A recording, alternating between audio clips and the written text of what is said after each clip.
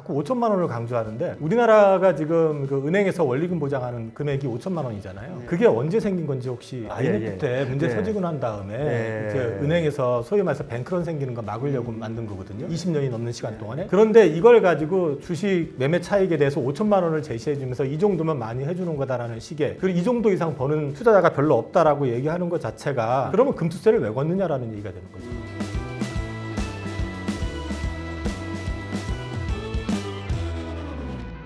5월 주식시장에서 굉장히 중요한 이슈로 다뤄지고 있는 건데 바로 금투세인데요.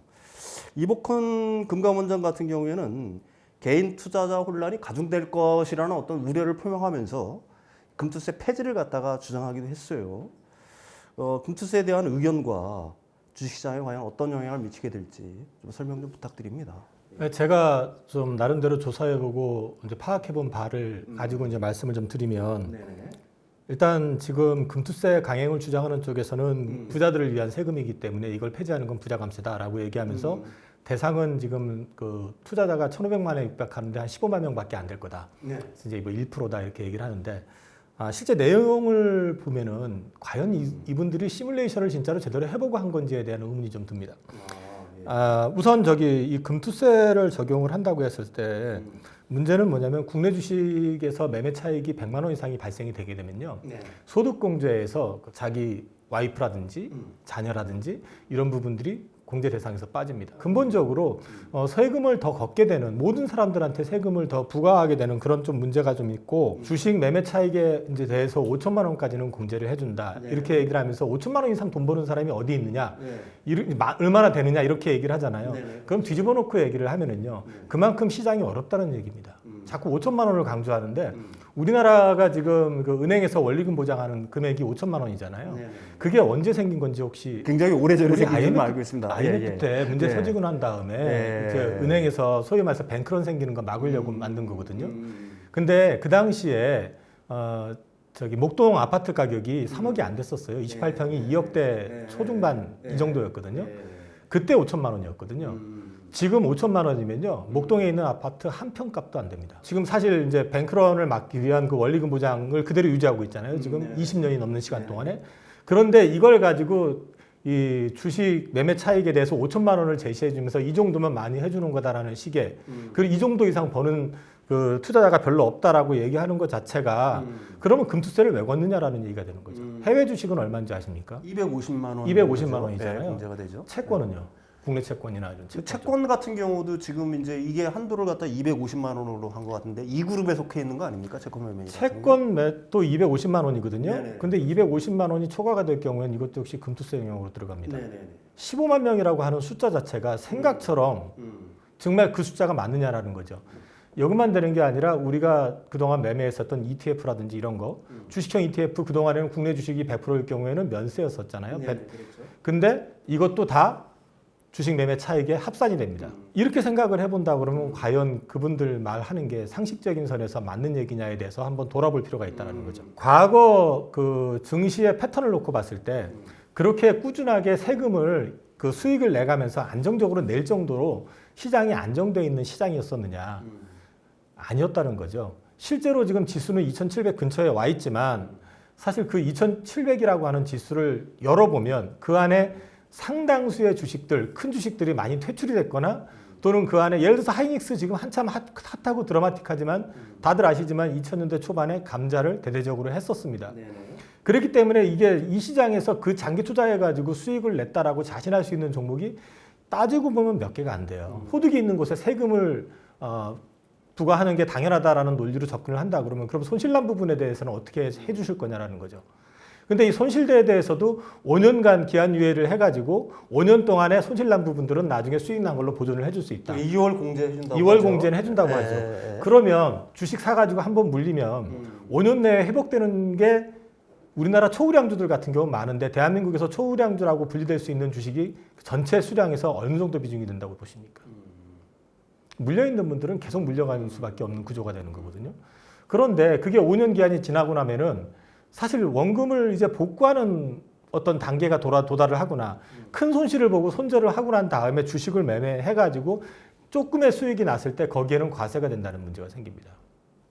이게 과연 합리적인 내용이냐. 그런 또 좀 문제가 좀 있는 것 같아요. 여기에 한 가지 더 있는 게 보통 이 금투세가 도입이 되게 되면 거래세는 없어야지 정상입니다. 네, 그렇죠. 네, 근데 지금 우리는 없어져야 되겠죠. 거래세가 0.3%였나요? 거기서 아마 낮춰져서 맥시멈이 되면 0.15 더 없어지지는 않을 거로 알고 있거든요. 그럼 거래세도 부과되고 금투세도 부과되는 그런 문제가 또 발생이 되는 거죠. 투자 소득에 대해서, 투자 수익에 대해서 그 계좌를 하나 이제 주거래 계좌를 지정을 해가지고 거기에 대해서만 5천만 원까지 공제를 하고 나서 정산이 되지. 나머지는 자동으로 그냥 매 반기마다 그 수익에 대해서 세금이 그냥 먼저 공제가 돼버리는 그런 문제가 또 발생이 됩니다. 그게 원천징수의 문제인데 그게 네. 확정이 됐나요?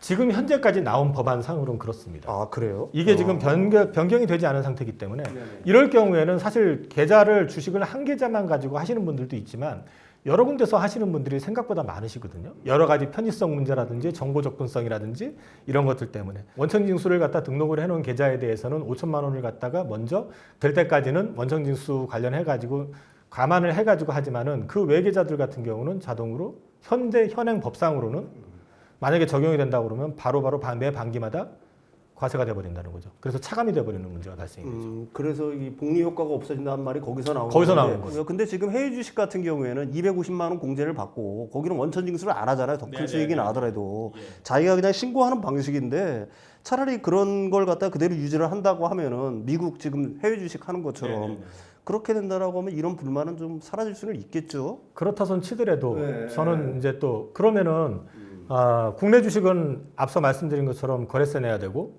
금투세도 이렇게 차감되고 이런 구조를 가져가는 상황이라고 하면 국내 주식 투자자들이 얼마나 더 국내에 대해서 투자 유인이 남아 있겠냐는 거죠.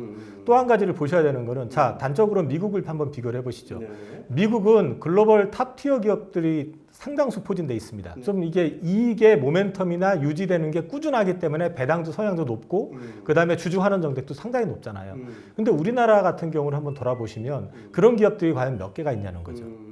시클리컬이기 때문에 심지어 우리나라 그 시가총액 1위 기업인 삼성전자 역시도 그 시클리컬의 함정에서 벗어나기는 쉽지 않은 산업이잖아요. 반도체에 대해서도 레거시가 일단 우선이기 때문에 그렇게 놓고 본다 그러면은 결국 우리는 사실 그 시클리컬에서 경기가 악화되게 되면 일반적으로 여태까지 그래 왔는데 주가는 자동적으로 하향했었고 충분한 조율 없이 갑작스럽게 이렇게 시행하는 게 과연 증시를 위한 거고 또 산업을 위한 거고 그런 것인지에 대해서는 좀 진지하게 생각을 해보실 필요가 있지 않느냐.